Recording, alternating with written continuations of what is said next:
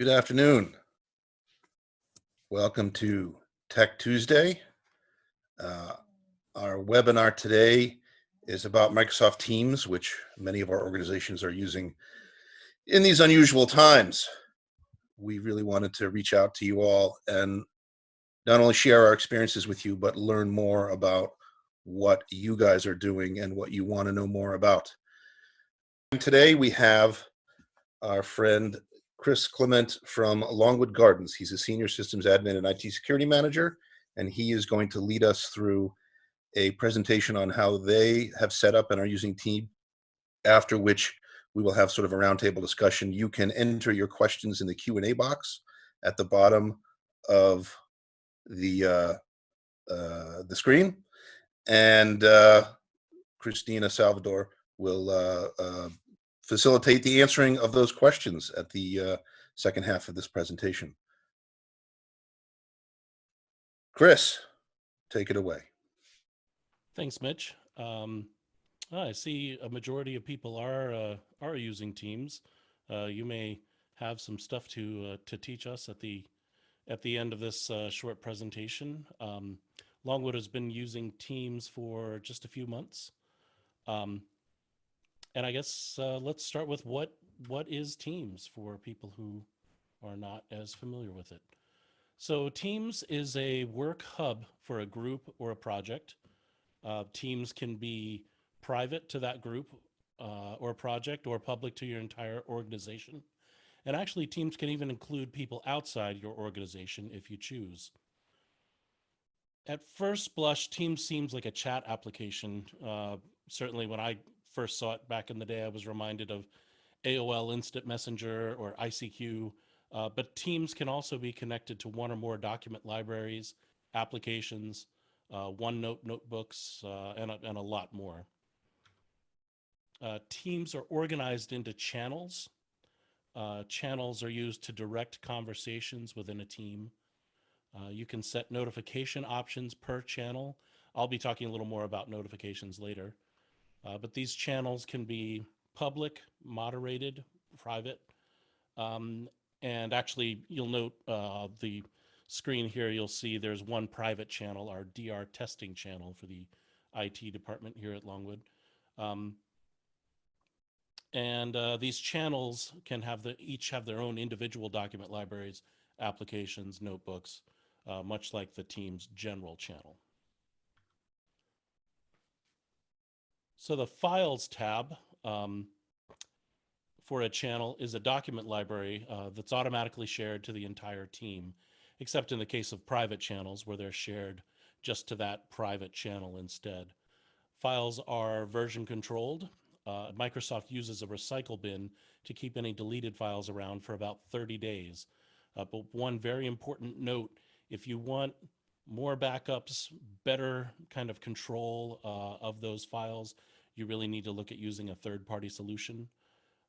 An approach we're taking initially at Longwood is we're telling people don't keep the only version of any super important anything here in Teams.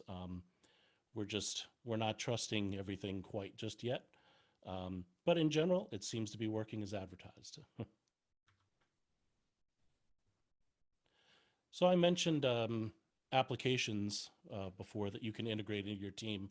A simple application or an integration that we're using in IT is a webhook. So we have a system monitoring solution called SolarWinds.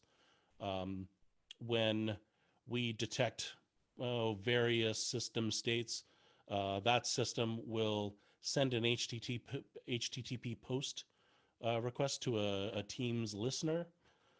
So you can see, we can get notifications on, disk usage, processor utilization, if a system goes down, if a system reboots.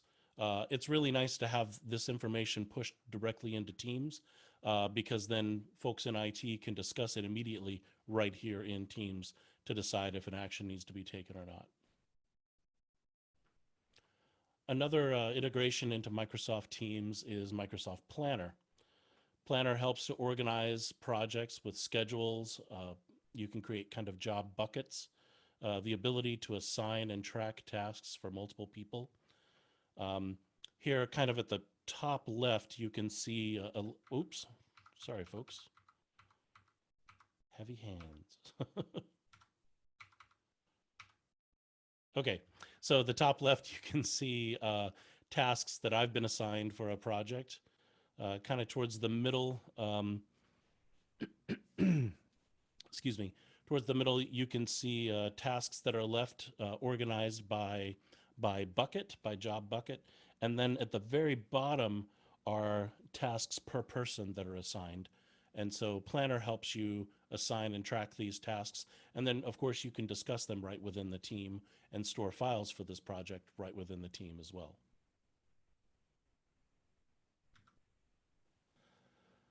Another great integration we're using quite a bit is a OneNote.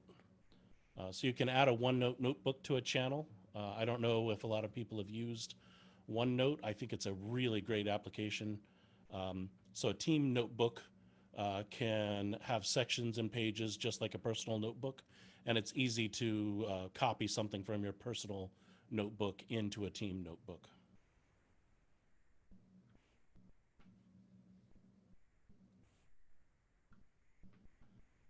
So we've been talking about channels, but there are also chats in teams.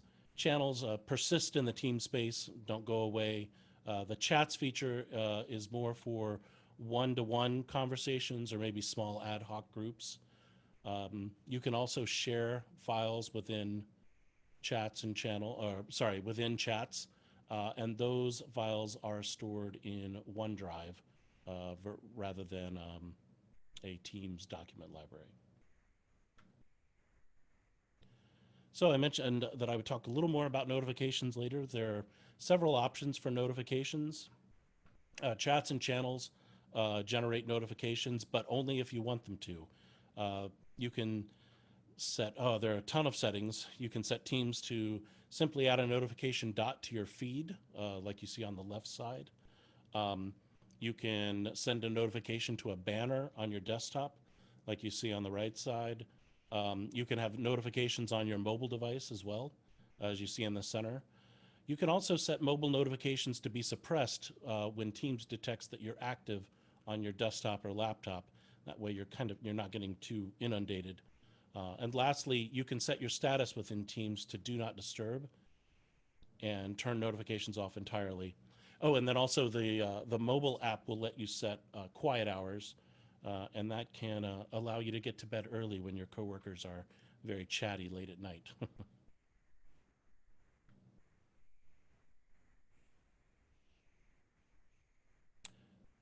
So channels and chats also come with the ability to initiate a voice call, video call, or screen share. And anyone in a channel, well, and that actually kind of depends on policy, but typically anyone in a channel or anyone in a chat can initiate a call. And you can see circled in red here, there's the video call option, the little camera, the phone is a voice call or a screen share.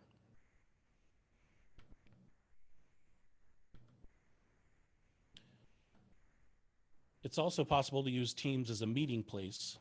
Here you can see I've scheduled a meeting from Outlook, which is on the upper left, and specified Teams as the meeting place. When it's time for the meeting to begin, I simply open the appointment in Outlook and click Join to join the meeting. So here's an example of a meeting, but this really could be any video or voice call. In the top picture, you can see the control bar with the microphone, camera, and screen controls. At the bottom, you can see what it looks like when participants join with either voice or video. And lastly, screen sharing. Here I'm initiating a screen share. In the center of the screen, I'm being asked to choose which of my monitors on desktop or window or which application window I'd like to share. Also, once I start sharing, I of course can control my keyboard and mouse, but I can also offer control to a remote user. And that was sort of my very brief overview and introduction, and I will send it back to Mitch for discussion and Q&A. Thank you. Thanks, Chris. So, Christina, do we want to start with answering some of the Q&As? Folks, if you have any specific questions, please post them in the Q&A. We also have some discussion direction questions that we're going to throw out there. Yeah, we have a good question that just came in from Anna Marie Caballero. She wants to know, can one post files only to a channel, or is it better to create a team with a subset of people?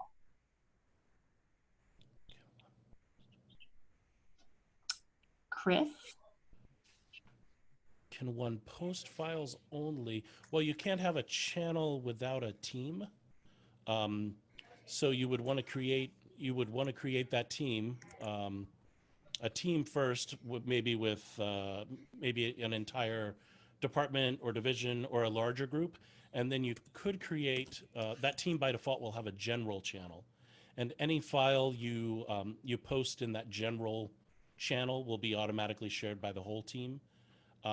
You could also post, you could create other sub channels that are private or public, maybe if you wanted to divide those files up under different topics, and you could post files there as well. But you could also post files to an individual person or persons in a specific chat that you're having. Right. Outside of it. Yeah, outside of a team. You're right. Right. Thanks. But for organizational purposes, it's better to sort of create a team around a group of people that you're either doing a project with or working with on a regular basis, and keeping those files in sort of one spot. All right, Christina, looks like we got some more questions. Sure. Another question is, how much differently does the web version and the desktop application version look when utilizing Teams? And I think there's also an app version, but either Chris or Mitch or whoever knows this. Well, I know the web version, for example, doesn't have share your screen. I'm using the web version right now, and it does not have a share your screen option. Also, depending on how your system administrator has set up Teams, they can turn on or off features. Chris, can you want to talk about that? Sure. There are all kinds of knobs and dials and buttons that administrators can push to allow screen sharing, to allow certain content to not be shared within Teams. Wow, that could be a presentation on itself.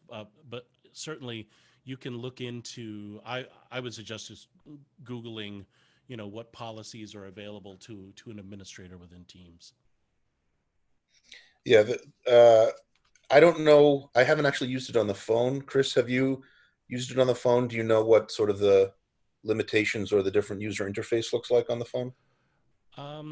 I haven't used it much. We're still just getting started. I've done voice and video calls through the phone, and of course, lots of chats. Oh, I see someone's having trouble hearing me. I'm going to move closer to my microphone. I have used just voice and video calls from the mobile app and chat. I haven't tried any kind of screen sharing or document sharing over the phone. I don't know if anyone else has had other experience with that.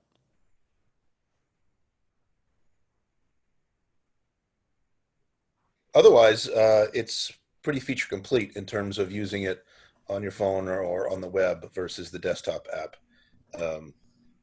I end up using the web version almost exclusively. Yeah, I would say for the only difference that I've seen in the mobile app is that if you get a call, it'll ring to your mobile as well. So you have the option to either pick it up from the web, desktop, or the mobile app. But outside of that, it's just the icons have moved, and you can pretty much do everything else in the mobile app as you can on the web. All right, what's our next question? There's actually one in chat that's interesting. How do I invite non-team participants to a channel, for example, colleagues from a different department, and what permissions will they have in terms of like file sharing?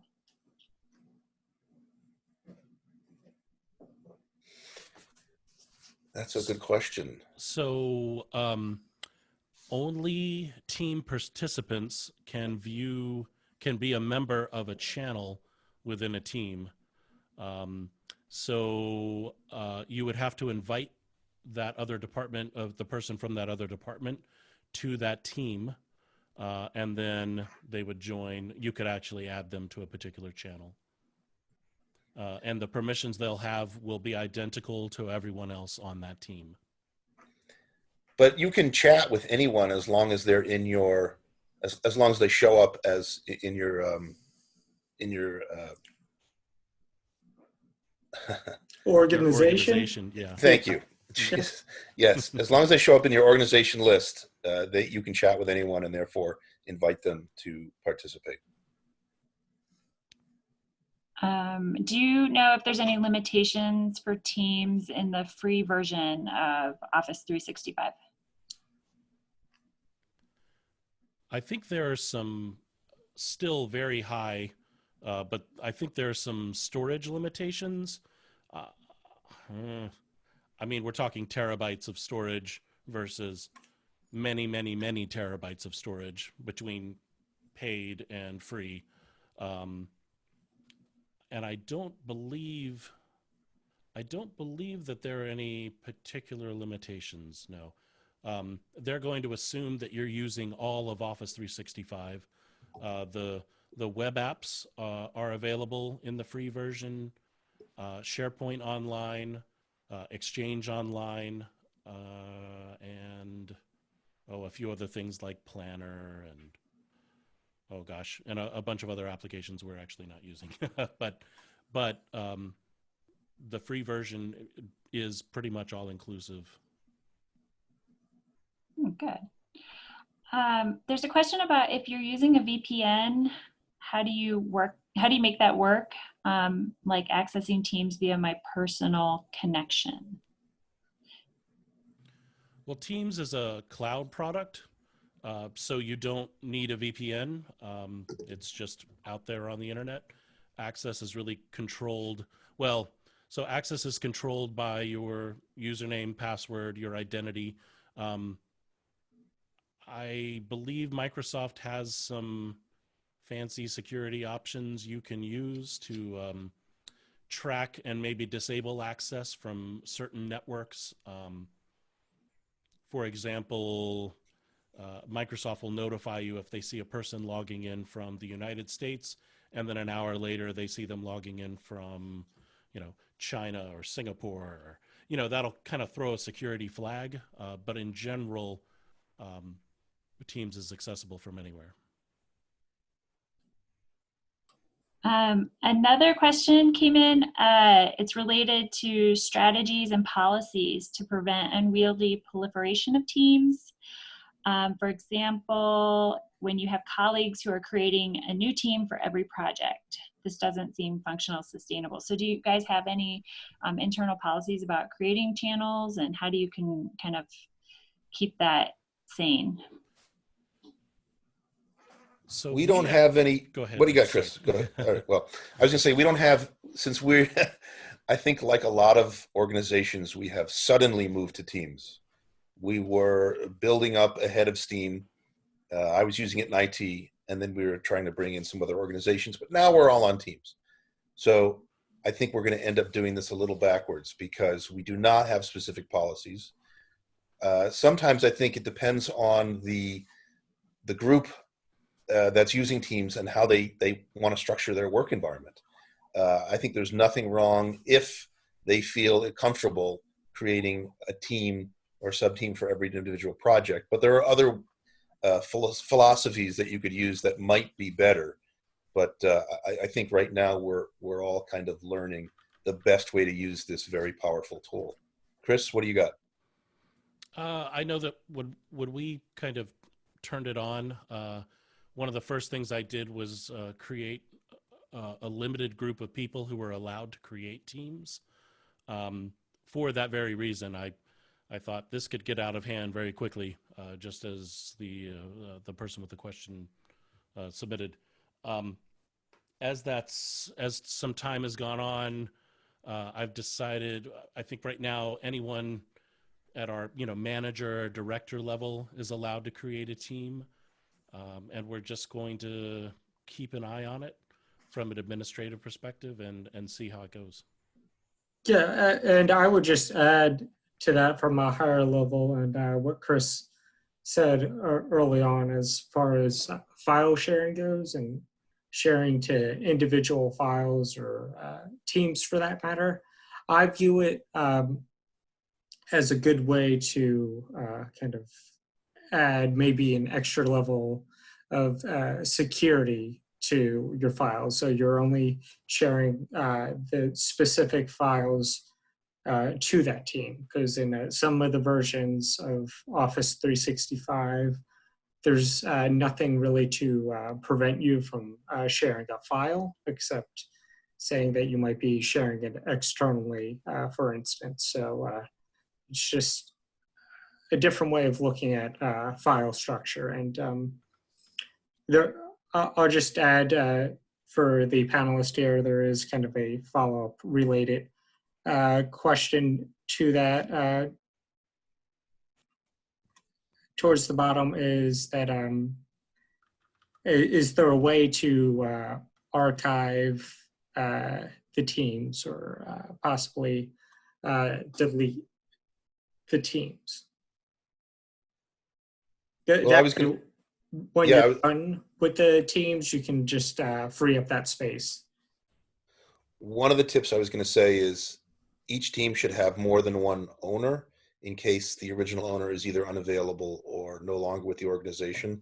That way, at least someone has control over it. We're a university organization, so we have higher powers handling all of the IT stuff, so they actually could go in and clear stuff out for us. But for small organizations, you might want to have two people owning a team, each team actually. As far as archiving goes, that's a good question. I know, Chris, correct me if I'm wrong, don't team chats wind up in your Outlook catalog and you can end up searching there? I can't remember. I know Skype stuff used to wind up in my Outlook folder. That is a very good question.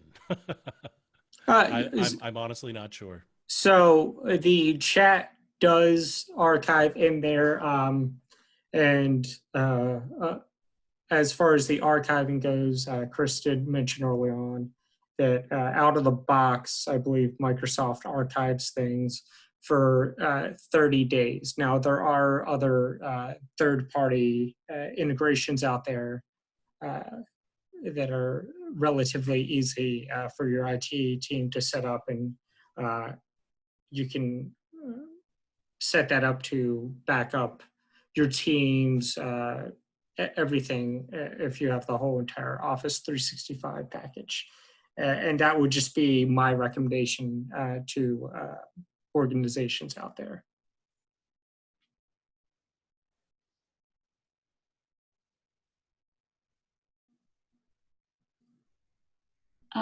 Okay, so it looks like a lot of people are talking about like how do you introduce people to teams, how do you kind of bring it out to your staff, get people started. Do any of you have good examples of how you guys got through that? So I can go ahead and start that because we've been on Teams and Office 365 for a couple months here. And for us, we were on the competitor products before, which was Google. And for my staff, I basically just put together a quick PowerPoint of saying, this item in Google, like the chat, is now here, or this item is now here. So that's really a very basic intro. And as far as kind of more training goes, on Microsoft's website, they have extensive kind of training that you can go through. And that's kind of where I would recommend for people to go. But really kind of the overall overarching kind of thought behind that is just figuring out, if you're the one rolling this out, what your team really needs. So if they just need to learn how to chat, just go over the chat, or bigger picture Office 365, how to send an email, or creating a channel, or adding a file, or starting a video chat, or sharing your screen. So just kind of really thinking at just the core of what they need.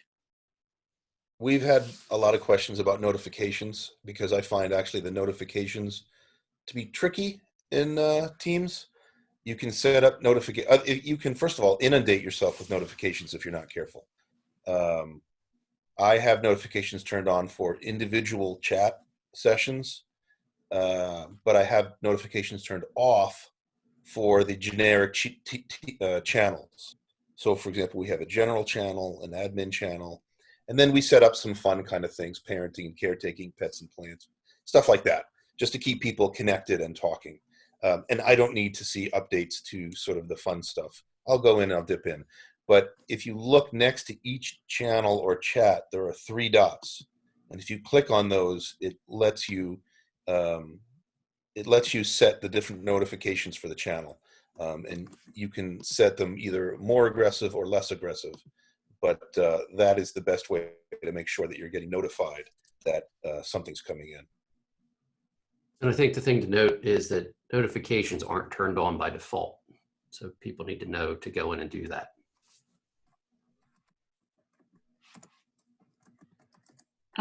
Okay, so Cindy at Denver Botanic wanted to know, can you have people added to a channel that are not within your organization? For example, could information be created for volunteer access on and offsite, as well as for communication for ongoing projects? Supposedly that is possible. We have not done that yet, but it's my understanding that you can invite anyone with an email address to a team. Yeah, we haven't done that either yet. So Ben, have you done it? Yeah, no, I've done it extensively, so I'm pretty well versed in that. Yes, so the way that I've done it is creating SharePoint sites, which then you can create teams within. So if you have say a volunteer SharePoint site, you could go in and add a guest, and that is basically handled within the Outlook web app. There's an area for groups, which basically translates to teams, and you just add a member from there, and it can be any external email address. So you can add them that way, and there are ways to add external teams to your own internal team. That's something that I'm still looking into, but that would be my recommendation there, is to, if you do have Outlook, go through and down to the groups to add an external guest. Cool. And I will say, because, and thank you, Patrick, for that comment that came in. A lot of this really depends on what the admin has set up. So it could be that your Teams admin has it set so that you can't invite external users, or what Microsoft calls guests.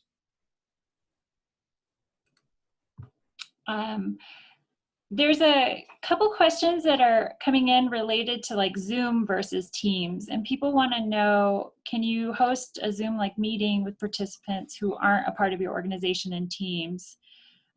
Share how you set that up. And also, there was somebody earlier who asked, can you have a chat box open while having a video audio call, sort of like we're doing right now with Zoom? You can definitely do that. We can share video. You can have kind of the video panel kind of off to one side. I've actually dragged that off to one side, one monitor, while having a screen share on the second monitor, and then a live chat session as well. So I can see the person, talk to them. I can paste notes into a chat with them, all in the middle of a screen share. And as far as really large events, we have not tried this at all, but there are Teams events, which is different from just a team like meeting. And from what I understand, that supports thousands of attendees. You know, it's just a slightly different thing rather than just a team meeting. It's called a team event. But I don't have any experience with that. I just know that it exists, and that's the basic idea. So one other thing to note about sharing and collaborating. So if you are on a call with someone in Teams and you have the document you're working on in the file section of the Teams, you can edit that document live between the two computers remotely. You don't necessarily need to share the screen to do that when you're working in Teams the way you would in Zoom, since the document is integrated. Yeah, we found Zoom is an ideal, easy, just work solution for video calls or audio calls. We've done a little exactly what they're saying, co-editing with Teams and screen sharing, and that works well too. Zoom has a remote control feature that lets our help desk help feed people remotely. And yeah, there's a lot of stuff that you can do in both of them. But for the most part, we find that Zoom's sort of less is more approach is better for this kind of activity that we're doing now. And Teams is better for sort of keeping in touch with people and sharing files and documents. And I would just kind of add to that, as I would agree, Zoom is a great platform, but what Teams allows you to do is have simultaneous video calls or conference calls going on at once. And what I basically mean by that is in Zoom, you're limited by how many host accounts that you have. So you can only have one Zoom meeting going on at a time if you only have, say, one Zoom account. So it's really dependent on how many accounts you have, as to where in Teams, you can have as many people meet at once as you would like.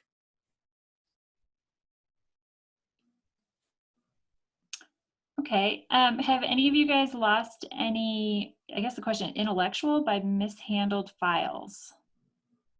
So have you run into any sort of file mismanagement from users? We haven't yet, but we're just starting, so give us a chance.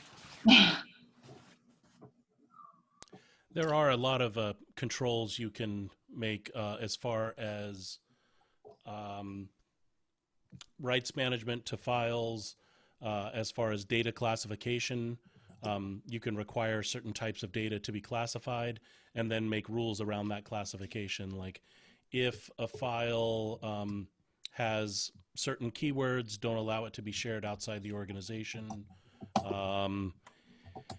I just noticed this morning when I logged into the admin panel that Teams believed it found some European credit card numbers in a file. I don't think that's accurate, but nevertheless, it does go to show that the classification rules I set up to look for things like that at least are supposedly working, or at least trying to work, right? So I will just kind of add to that.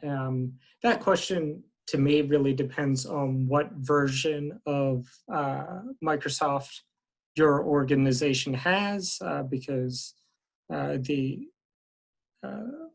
I guess bigger packages of Microsoft include more security, and some of those items include what Chris had listed off. Now, one option that you could look at is kind of what I mentioned earlier to kind of help prevent this is to create those teams based off of the project and just tell those teams to only share and or create files related to that team in that team. And say you have internal documents to keep them separate. Okay. There's a question about an organization that has fewer than 15 team users, probably only about 10 regularly, and they want to know, would it be good for them to limit the number of teams instead use channels? They are new to Teams and they want to structure it to facilitate as much collaboration as possible. Do you guys have any advice? So I can go ahead and start that off. If your team is comfortable with using channels and with other platforms like Slack, for instance, I would just recommend limiting the amount of teams and just using channels. And if it's project related or department related, to create those channels. And as Chris kind of showed off early in his presentation, you can actually lock those channels. So if it's just for a specific department, you could just have it locked to those individuals. And that way you're saving on space and files don't necessarily get lost to a separate team, for instance. So that would just be my recommendation. One thing I learned earlier this week is that there's apparently a limit of 30 private channels per team. I didn't bump into that. I just saw that documented somewhere. So if you wanted to have a bunch of private channels within a team, you got to be mindful of that. I think a team can have 200 channels total, but only 30 of them can be private. So that can be an issue if you're working with larger groups, especially. Okay. Do any of you have any stories about trying to get somebody on a team who is kind of more old school, not yet comfortable? Well, unfortunately, that requires a good manager to help everybody understand the needs, especially in this situation, which I think is fairly apparent, to use new tools, because this really has to be sort of a top-down initiative. It's not going to work well if you have one or two key people who simply won't use it, because they'll be out of the loop. You'll have to duplicate your efforts in both email as well as on Teams, and that's really not efficient. So what I'm saying is you really are going to have someone who says, look, this is what we're doing. This is what we need to do. I need you to get on board. Whatever it takes to help people. So when we rolled it out, we did individual teams training sessions. We did a few of them. And then we've been answering individual questions. A lot of it is just about sort of getting in there and start playing with it, just sort of chatting with folks and looking at things. Some people are going to be more gung-ho than others in general. But if it's part of your job and you need it to do your job, you're going to figure it out. There's a lot of great YouTube videos on very basic introduction to Teams, as well as, and again, this is Microsoft, so there's a million ways to do things. There's a lot of interesting tips and tricks videos out there.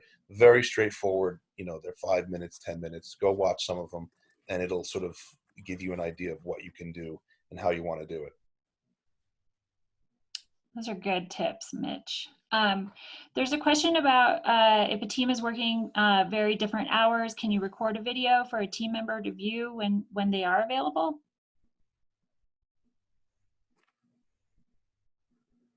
Can you repeat that? Okay, so if you have team members who are not able to meet at the same time, can you record something and then they can watch it later? I've never tried that. Chris? I have also never tried that, but one of the apps you can add to a team is Microsoft Stream, which is one of the kind of Office 365 free apps they include. And Stream is a video sharing and streaming service. So I feel like that's probably what one would use that for. I'm not sure. Again, that's Microsoft Stream. Sorry, I'm apparently pretty quiet, trying to speak up.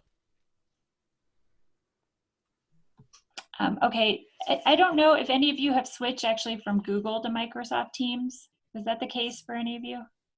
I did. So And Ken, could you answer specifically, like, what was it that drove that change? And I think you've felt pretty confident that that was a good switch, right? yeah, so there's kind of a couple ways to look at this. Kind of as the IT admin, I see benefits over the entire Office 365 to Google. I won't get into too much detail on that. But what really drove the association is that before kind of everybody started working remote, we've had a lot of remote workers, and it was to promote collaboration within that. And we had some on-site file shares that the remote workers really couldn't get to. This was the easiest way.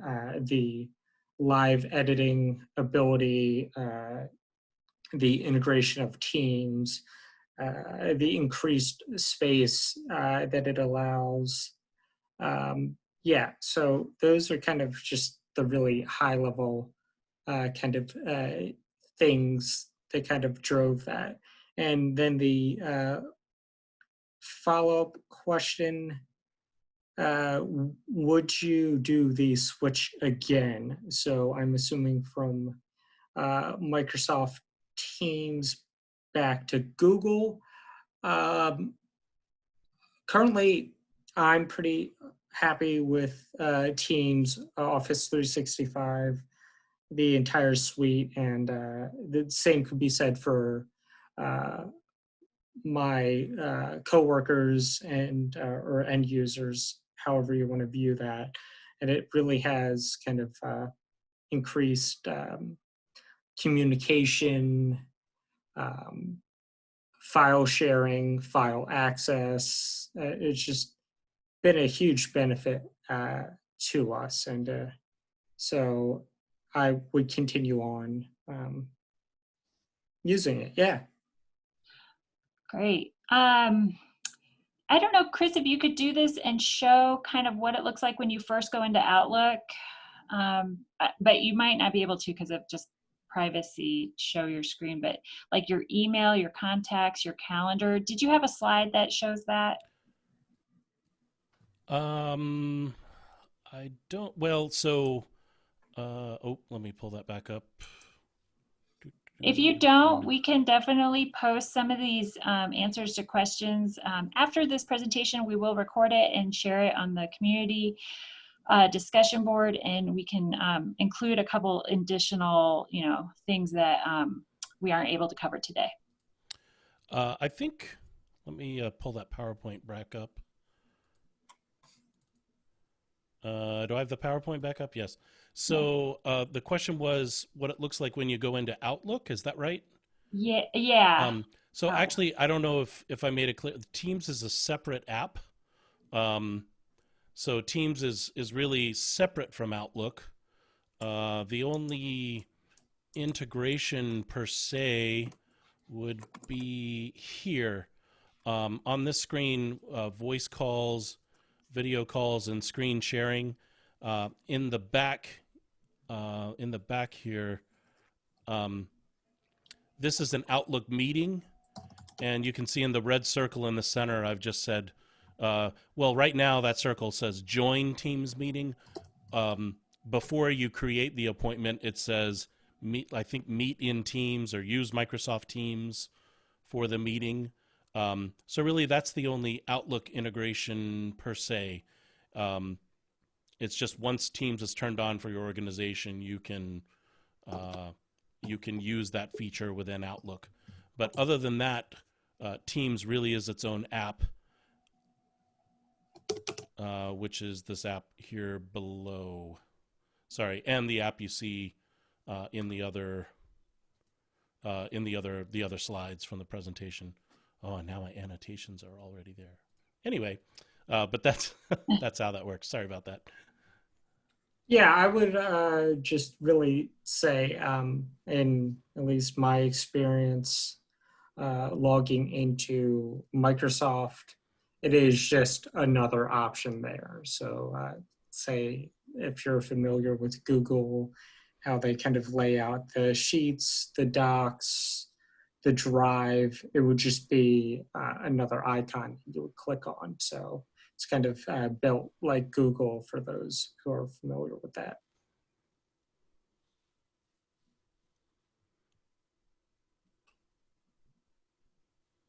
Okay. So, and when you guys open up, I mean, it's easy to find Teams if it's there for you, right? We just had somebody ask, like, they're supposed to have access, they don't see it. Right. Your administrator has to give you a license for Teams, which you may have the ability to be licensed for Teams, and that's already included with Office 365, etc. But your Office 365 administrator has to go in and say, yes, give Chris access to Teams. Up until that point, you might not see it or be aware that it's there. Okay. All right, great. Well, I don't see any new questions. Any final thoughts from Mitch or any of the speakers? This was a really great presentation, and definitely email any of us if you think of something later that we could post when we post the recording. I'm going to pitch my favorite add-on to Teams, which is Trello. We could do a different presentation on project management software, free and for pay. Trello is you can use it either free or you can sign up for accounts which give you some more features. Trello is a great sort of light project management software on the web, Trello.com. It basically is like arranging a bunch of stickies by categories, and then you can add people. Anyway, it integrates with Teams so that you could have Trello, for example, I have Trello, post any changes to a channel that I follow, so that when somebody on my team updates a Trello card, oh, I see someone has done this in this project or made this change. So that's what I use. Chris, I don't know if you guys use any specific add-ons that you want to big up. Planner has very similar features. They call those buckets, and they look like stickies, and you just stick them in there. You can assign people to them. You can set dates they're due. They can send you alerts. You can attach documents to individual tasks as well. So might be similar. What was that product, Michael? Planner. It's built in. Got it. Yeah, there are dozens and dozens of apps that can plug into Teams. It's something that I made the choices, again, as the administrator early on, not knowing how it'd be used and how much it would be used and what I might have to support. I turned off a lot of those. But you can certainly find free apps that you can add to Teams. If you just Google that, you'll find all manner of things for sure. Yeah, and I would just say thank you for bringing that up. So kind of what everyone else has said, dependent on your admin, there are kind of a lot of add-ins or apps that you can end up including, and that really can be productivity related, some morale booster type items or project management software. One item that I like that I think's built in automatically is there is a praise function. So while more and more people are kind of remote, it's basically like a virtual thank you card or recognition. So you could send a praise to somebody for helping you out on something or for getting an email. So we definitely use that a lot. And one function that I also do like within the teams is there's an ability to set the delivery option in your messaging. So to start, it's just like a standard message. Then you can kind of increase the importance of that to more readily notify somebody. So that's a feature that I've used as well. I'm actually seeing another question come in here from Pam Thompson saying, if we have a project that's annual, if we don't activate it for several months, would it be lost or archived? So does anybody want to take that, or I'd be happy to take that question as well?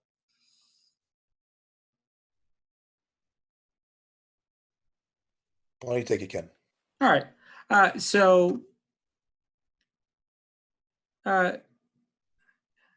If we have a project if we don't activate it for several months, would it be lost or archived? No, in my experience, it'll just be there. In that case scenario, one thing that I would think of is just maybe creating the team depending on your admin level and just not inviting anybody there. So really, it's just there for you to add the individuals in at a later time.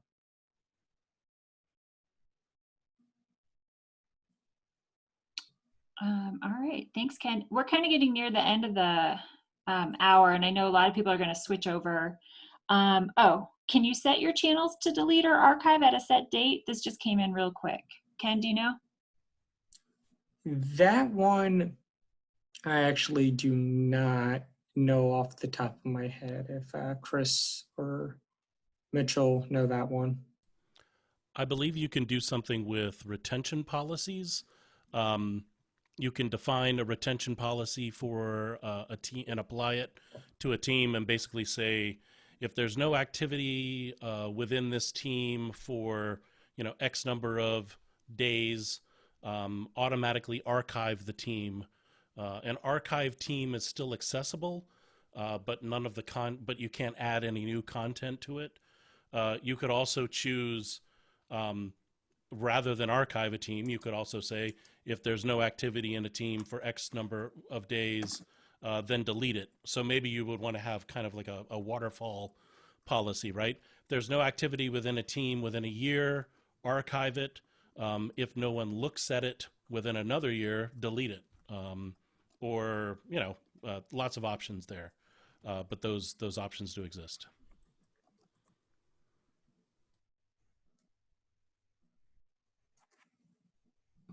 All right. Well, I think thank you everyone for awesome presentation. Michael, Chris, Mitch, that was great. Ken, thank you so much. Thank you.